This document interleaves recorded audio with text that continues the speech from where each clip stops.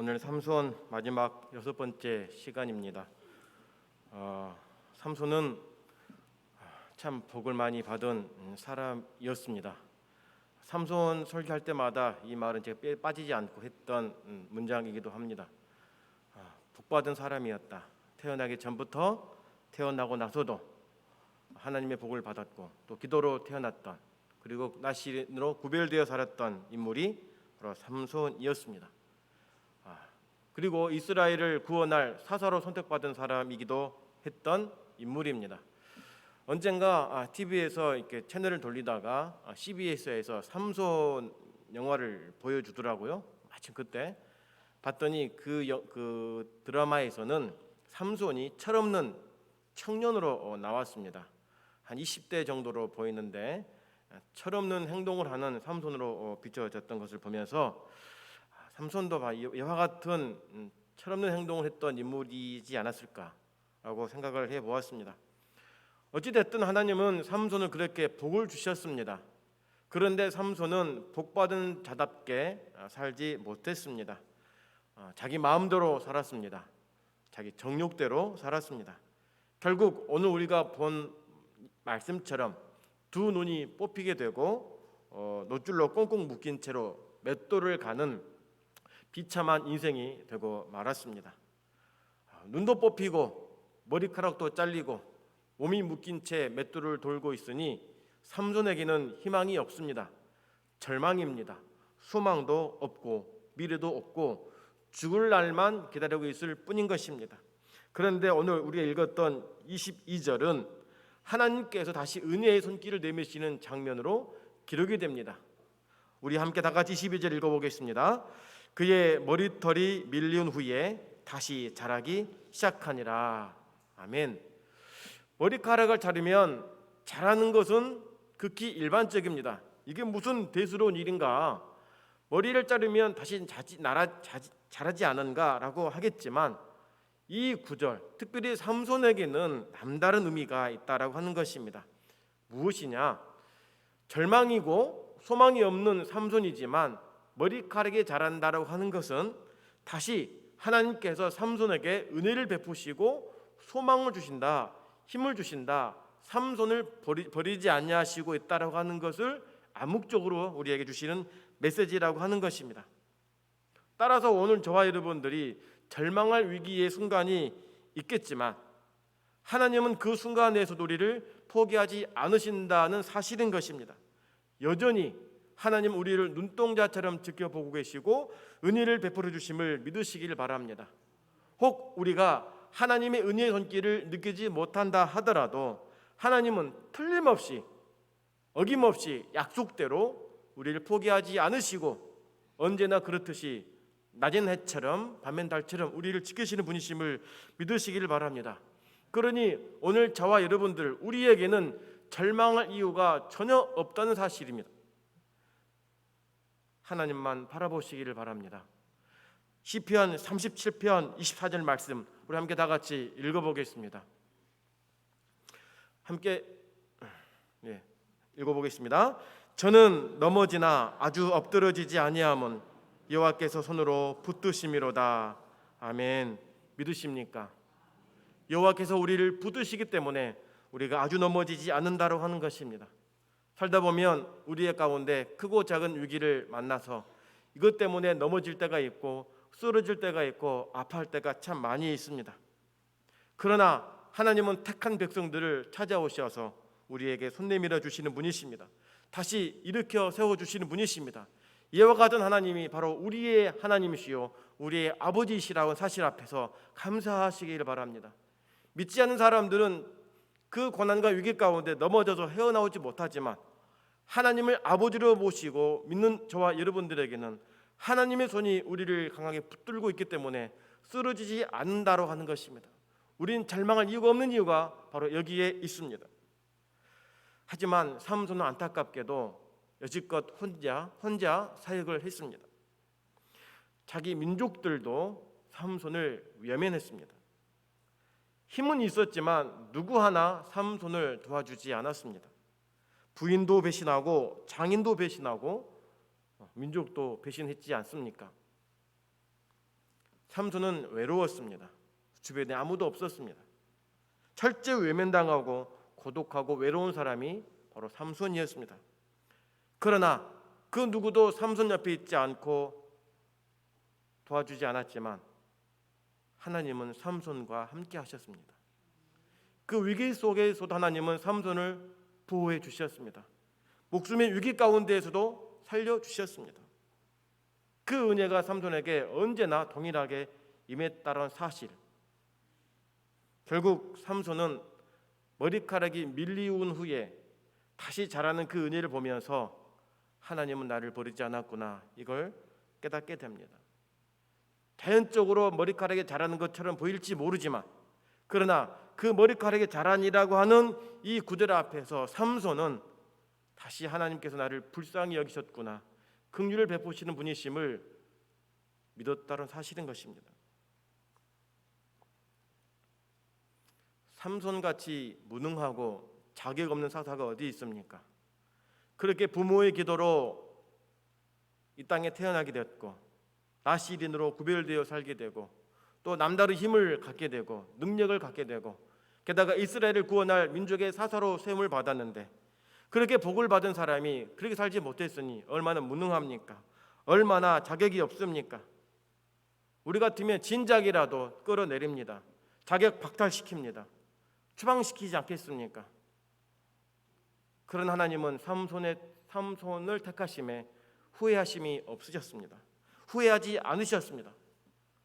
삼손은 느끼지 못했겠지만 함께 하신 분은 하나님이셨습니다. 성도 여러분, 오늘 저와 여러분은 어떻습니까? 우리가 삼손보다 나은 것이 무엇입니까? 삼손도 복을 받았지만 오늘 우리들도 복받은 사람임을 믿으시길 바랍니다. 이 자리에 앉아있는 그 자체가 하나님의 복 아닙니까? 우리가 하나님을 어찌 알겠습니까? 우리가 예수님을 어떻게 알겠습니까? 우리가 어떻게 구원을 받습니까? 하나님의 예정과 선택에 따라서 우리가 하나님의 자녀가 되지 않습니까? 믿을 수 있는 믿음을 주셨기 때문에, 하나님을 아는 믿음을 주셨기 때문에 그 믿음을 가지고 주 앞에 서서 구원함을 받지 않았습니까? 천국 백성 되지 않았습니까? 이 자체만으로도 우리는 엄청난 복을 받은 사람이란 사실인 것입니다. 그러면 하나님 이 복을 주시면서 그냥 살아라라고 하신 것이 아닙니다. 그 복을 받으면서 천국 백성으로서 이 땅에서 구별되게 살아라라고 말씀하시는 것입니다. 빛과 소금으로 살라고 말씀하시는 것입니다. 예수님의 향기를 바르면서 복음을 전해서 많은 사람들을 주께로 인도하라고 전도의 사명을 주신 것입니다. 하나님의 나라를 세워나가고 견고히 붙잡으라고 우리에게 사명을 주신 것입니다. 이를 위해서 목사로 세우시고 교사로 세우시고 하나님의 일꾼으로 세우셨다는 사실인 것입니다. 그렇게 살라고 우리를 부르신 것입니다. 거저 택하신 것이 아니에요. 거저 부르신 것이 아닙니다. 그냥 직분 주신 것이 아니고 그냥 복을 주신 것이 아니라 복을 받은 자답게 살라고 말씀하신 것입니다. 복을 주신 분이 하나님이시기 때문에 하나님께 영광을 돌리고 교회의 유익을 위해 살라고 그렇게 말씀하신 것입니다. 삼손도 그랬습니다. 근데 삼손이 그렇게 살았습니까? 못 살았습니다. 그러면 오늘 저와 여러분 어떻습니까? 복을 받은 자들인데 그렇게 살았냐라고 하는 거예요. 저는 이 말씀을 준비하면서 내 모습이 너무 부끄러웠습니다. 고개를 들 수 없었습니다. 내 뒤를 발자취를 돌아보니까 부끄럽고 창피하게 그지없습니다. 짧은 인생이었지만 내 고집대로, 내 뜻대로, 내 욕심대로, 내 정욕대로 살고자 했던 것들이 얼마나 많았는지 너무 부끄럽게 그지없었던 것입니다. 하지만 하나님은 여전히 죽은 개맛도 못한 나를 버리지 않으셨습니다. 포기하지 않으셨습니다. 나를 선택하심에 있어서 후회하지 않으셨다는 사실인 것입니다. 나같이 연약하고 나같이 무능하고 부족하고 죄스러운 나를 버리지 아니하시고 취소하지 아니하시고 어제도 그랬듯이 오늘도 베푸신 그 은혜를 내게 허락하시면서 나 널 떠나지 않았다, 내가 널 사랑한다라고 하시는 말씀을 늘 주시면서 우리가 복받은 자임을 늘 기억하게 하셨습니다. 성도 여러분, 그렇지 않습니까? 우리가 하나님으로부터 얼마나 많은 복을 받았습니까? 우리가 자격에 있어서 얻어진 것이 무엇이 있습니까? 모든 것이 다 하나님의 은혜 아니겠습니까?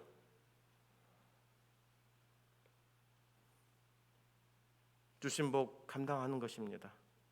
주신 사명 감당하기 위해 우리를 이 자리에 불러주셨음을 믿으시기를 바랍니다. 삼손이 두 눈이 뽑히게 되고 맷돌을 갈고 있을 때 가장 기뻐한 사람은 블레셋이었습니다. 사탄 마귀입니다. 어둠의 자식들입니다.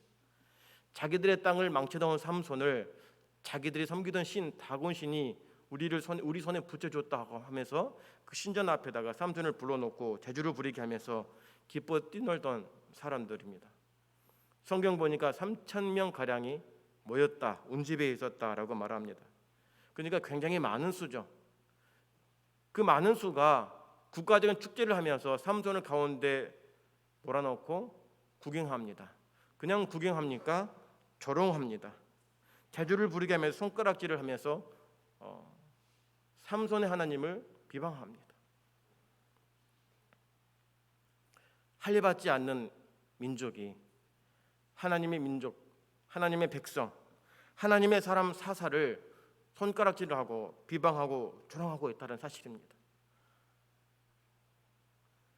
전능하신 하나님, 위대하신 하나님, 모든 만물의 하나님이신 그 주인이신 하나님을 삼손이 그 영광을 다 땅바닥에 팽개치고 말았더니 믿지 않는 사람들이 손가락질하고 욕을 하고 조롱을 하는 것입니다. 하나님께서 이 소리를 듣고 얼마나 마음 아프셨을까요? 삼손은 그 삶 자체가 하나님의 영광을 올려드려야 될 인생이었습니다. 민족을 구원해야 되고 민족을 보호해야 될 삶을 살아야 했다는 것입니다. 그런데 삼손은 계속해서 자신의 정욕대로 살아갑니다. 자신의 욕심으로 치우쳐 살고 있습니다.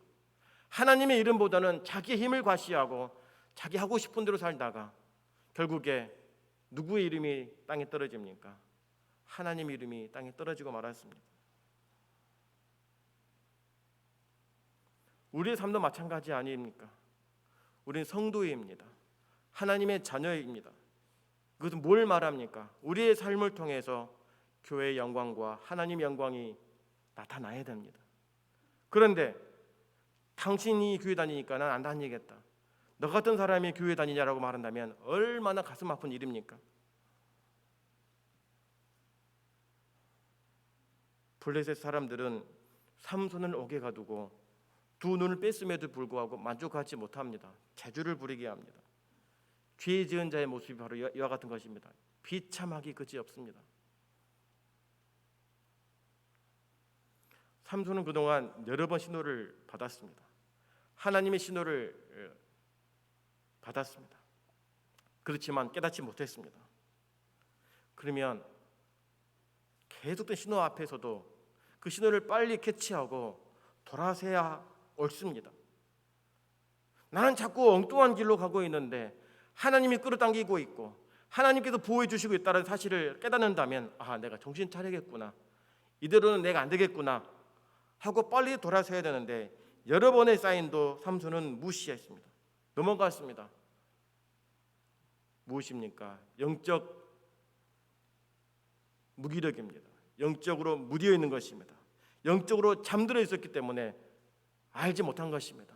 깨닫지를 못하게 된 것입니다. 결국에 이것 때문에 파멸의 길로 들어서지 않습니까? 인생이 나락으로 빠지게 됩니다. 성도 여러분, 오늘 삼손의 모습을 통해서 우리의 모습을 돌아보기를 원합니다. 지금이라도 깨닫고 회개하고 돌아서서 하나님의 은혜를 구하고 내 자리가 어디인지 다시 본래 사명의 자리로 서시기를 바랍니다. 우리의 자리가 어디입니까? 바로 여기입니다. 기도의 자리입니다. 복음 증거의 자리인 것입니다. 교회를 세우고 성도를 세우고 하나님의 영광을 위해서 우리가 부름받았기 때문에 그 자리에 다시 서는 것, 이게 우리의 사명임을 믿으시기를 바랍니다. 삼손이 지금 온몸이 꽁꽁 묶인 채로 믿지 않은 사람들 앞에서 할례받지 않은 사람들 앞에서 재롱을 부르고 있습니다. 그 심정이 어떠할까요? 그렇게 힘이 셌던 사람 삼손이 한때는 문짝을 떼어가지고 단숨에 달려갔던 그 삼손이 나귀 턱뼈로 수십 명의 사람을 이겼던 사람이 이제는 그 사람 앞에서 비굴하게 두 눈이 뽑혀가지고 조롱을 당하고 있으니 삼손의 심정이 어떠하겠습니까? 그때 그 상황에 삼손이 얼마나 후회되고 또 후회되겠습니까?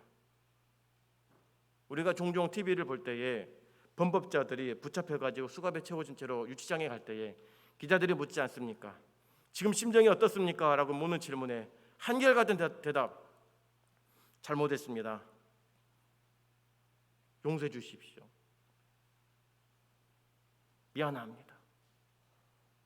이미 후회한들 무슨 의미가 있겠습니까? 손목에 수갑에 채워졌는데 이미 제가 다 드러나가지고 더 이상 도망갈 수 없는데 미안하다, 잘못을 구한다, 용서를 구한다, 무슨 의미가 있냐라고 하는 것입니다. 삼손은 블레셋 사람들 앞에 제주를 부리면서 자신의 그 미련함을 한없이 후회했을 것입니다. 내가 왜 그랬을까? 내가 왜 그랬을까? 나시린으로 구별되어 살아야 하는데 그렇게 살지 못했던 자신을 한없이 한탄했을 것입니다. 사사로서 사명을 감당하지 못했음을 그 제주 부리면서 조롱적인 말을 들으면서 후회했을 것입니다. 회개했을 것입니다. 하나님의 뜻대로 살지 못하고 자신의 정욕대로 살았음에 회개했을 것입니다. 성도 여러분, 오늘 저와 여러분 모든 것 다 잃은 다음에 땅을 치며 회개하는 일이 있지 않도록 합시다. 성경은 복받은 사람의 이야기만 있는 것이 아니고 잘못 살다가 저주를 받고 고난당한 사람들의 이야기가 많이 있습니다. 왜 그럴까요? 그 길을 가지 말라는 것입니다. 그 길을 가면 똑같은 상황이 있기 때문에 미리 그 인물을 통해서 깨닫고 돌아서라고 우리에게 경고하고 있는 것입니다. 삼손은 그 어려움 중에서도 뭘 느꼈을까요? 하나님께서 은혜를 베풀어 주셨는데 그 은혜 받은 자답게 내가 살지 못했던 결과물이다. 나는 벌 받아도 싸다라고 하는 인정했을 것입니다. 그러면서 자신의 죄에 대해 뉘우치고 자신의 잘못을 인정하고 회개하면서 그동안 베풀어 주신 그 은혜에 대해서도 감사했을 것입니다. 이제서야 삼손이 철이 들기 시작한 것입니다. 모든 것 다 잃고 나서야 그때 하나님이 전부이다, 하나님이 진짜고 나라고 하는 것을 깨닫게 된 것입니다. 힘도 잃고 눈도 잃고 모든 것 잃어버린 상황에서 깨닫게 된 것입니다. 이제서야 삼손의 영혼에 눈이 띄어진 것입니다. 눈이 열리게 된 것입니다. 그러니까 삼손이 어떻게 합니까? 자기를 붙잡고 있는 소년에게 부탁을 합니다. 기둥으로 인도해 달라는 것입니다. 신전을 바치고 있는 중요한 핵심 기둥에 자기를 세워달라고 하는 것입니다. 바로 이게 이제 영화의 클라이막스한 부분입니다. 소년이 삼손의 부탁을 들어줌으로써 마지막 인생에 다시 한번 하나님 영광을 올려드리는 위대한 역사가 나타나게 됩니다. 우리 28절 함께 다 같이 읽어보겠습니다. 28절입니다. 삼손이 여호와께 부르짖어 가로되 주 여호와여 구하옵나니 나를 생각하옵소서. 하나님이여 구하옵나니 이번만 나로 강하게 하사 블레셋 사람이 눈 뺀 원수를 단번에 갚게 하옵소서 하고 아멘. 삼손의 기도입니다. 몇 번째 기도일까요? 두 번째 기도입니다. 15장에 보면 삼손이 목이 말라가지고 너무 목이 말라 죽을 지경에서 기도하죠. 목이 마릅니다. 살려주십시오라고 기도했더니 우묵한 곳에 샘이 나오게 해서 거기를 에낙골이라 이렇게 지정합니다. 그때 기도하고 지금 또 기도합니다.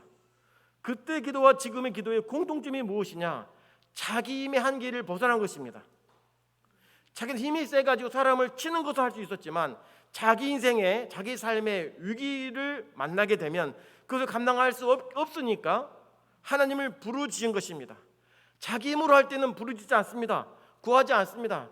자기 힘이 넘어서지 못한 그 상황에 있을 때 하나님을 찾았다라고 하는 것은 결국은 뭘 말합니까? 자신의 힘이 전부가 아니란 것을 안 것입니다. 삼손은 내 힘이 최고다, 내가 가진 것이 전부다라고 알고 있었지만 사실 알고 보니까 목마를 때에 그 힘이 자기 목마름을 채우지 못함을 알았던 것입니다. 두 눈이 빼지고 힘도 다 빠지고 블레셋 사람으로부터 비방과 조롱을 받을 때에 그 상황을 벗어날 수 있는 능력도 없음을 알았던 것입니다. 결국 하나님만이 이 모든 힘의 근원이고 하나님이 전부다라고 하는 것을 알게 되는 것입니다. 오늘 본문 28절을 보면 뭐라고 다시 기도했냐면 여호와께 부르짖어 가로되 주 여호와여 구하옵나니 이렇게 말합니다. 주 여호와여. 이 주가 무슨 주지 아닙니까? 주인주입니다. 이제서 하나님이 자기 삶의 주인임을 인정한 것입니다. 자기만을 위해 살았던 사람, 자기 종욕대로 자기 멋대로 살았던 사람, 근데 이제는 하나님이 주인이다, 이제는 주인 되신 하나님 뜻대로 내가 살겠습니다라고 고백하며 다짐하고 하나님의 영광 위에 살게 있으니 내게 힘을 다해 주십시오라고 기도하는 것입니다.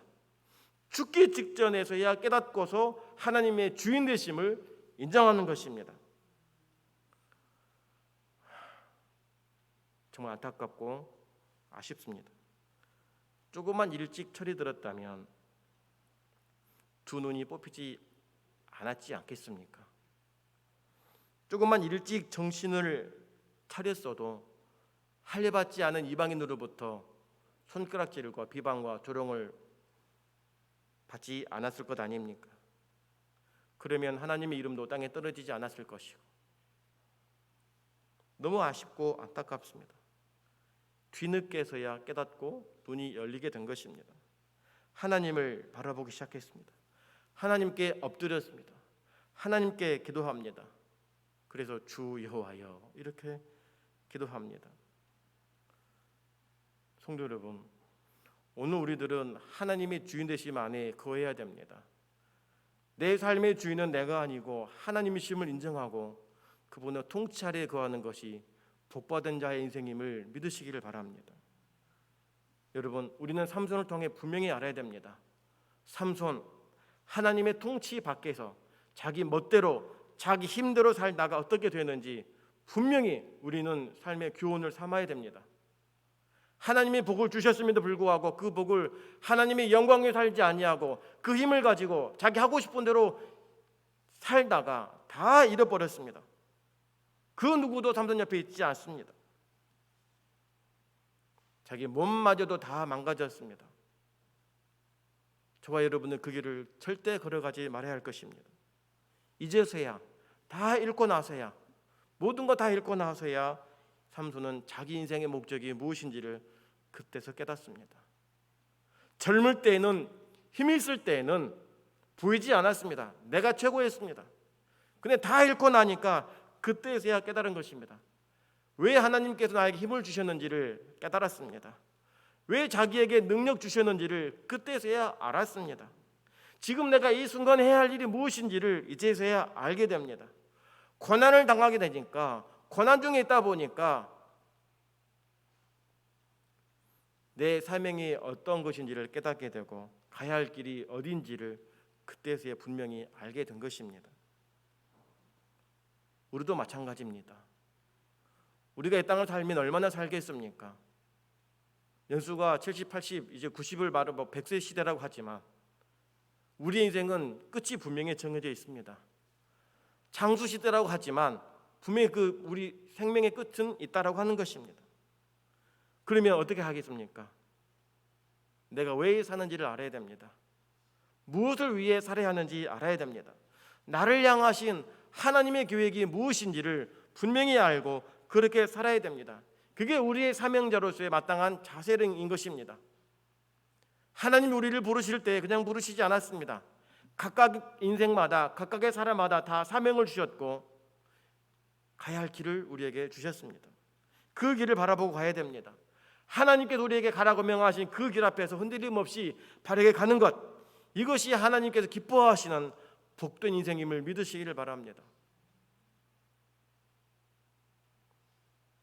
나에게 붙여져 있는 여러 가지 직함들 그대로 쓰임을 받아야 됩니다. 그대로 섬김을 다해야 됩니다. 헌신을 다해야 됩니다. 그걸 달고서도 그 직분답게 살지 못한다면 삼손과 다를 바가 뭐가 있겠습니까? 오늘 우리들은 하나님으로부터 부여받은 사명대로 살고 있습니까? 성경은 마지막 죽음을 앞둔 이 순간에 내가 무엇을 해야 될지를 삼손을 통해 가르쳐 줍니다. 힘들고 어렵고 절망 가운데 있을 때에도 우리를 포기하시지 않는 하나님을 붙잡는 것입니다. 왜 나를 이렇게 만드셨습니까? 라고 하지 않고 주 하나님이여 구하옵나니 나를 생각하사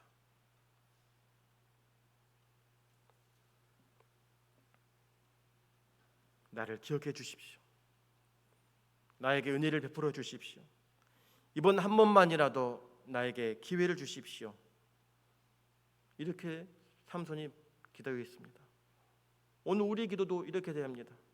지난날 나의 삶의 과거를 돌이켜보면 온통 죄악뿐이기 때문에 기도할 수 없을 만큼 자격이 없는 자라 할지라도 하나님은 하나님의 자녀의 기도에 귀를 기울이시는 분이심을 믿으시기를 바랍니다. 우리 하나님은 인자하신 분이십니다. 사랑의 하나님이십니다. 긍휼이 풍성하신 분이십니다. 우리의 죄가 가득하다 하더라도 우리 입을 열어 나의 죄를 용서하고 하나님의 은혜를 구하면 하나님은 모른 채 하지 않으실 분이라고 하는 것을 삼손을 통해 우리에게 보여주고 있다는 사실인 것입니다. 그래서 비참한 상태였지만 자신의 잘못 때문에 하나님의 이름이 욕을 먹고 하나님의 이름이 비방을 당하고 조롱을 당하는 순간에서도 힘을 달라고 기도합니다. 그리고 자기가 할 수 있는 최선의 것을 하는 것입니다. 마지막 그 힘을 다 뿜어내서 저 블레셋 사람을 죽이는 것입니다. 그게 삼손에게는 마지막 사명인 것입니다. 그 능력으로 3,000명 가량의 많은 사람이 죽임을 당합니다. 성경이 뭐라 말합니까? 살아있을 때 죽인 자보다 죽을 때 더 많이 죽였다 이렇게 기록합니다. 그리고 삼손이 마노아 아버지 장지에 같이 묻히게 됩니다. 우리 31절 다 같이 읽어보겠습니다.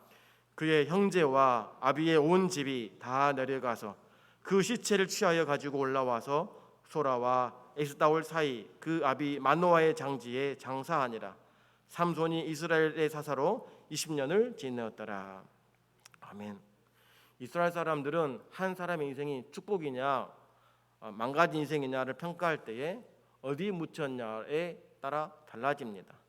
삼손은 아버지 묘실에 묻힘으로 인해서 축복의 사람으로 인정이 됩니다.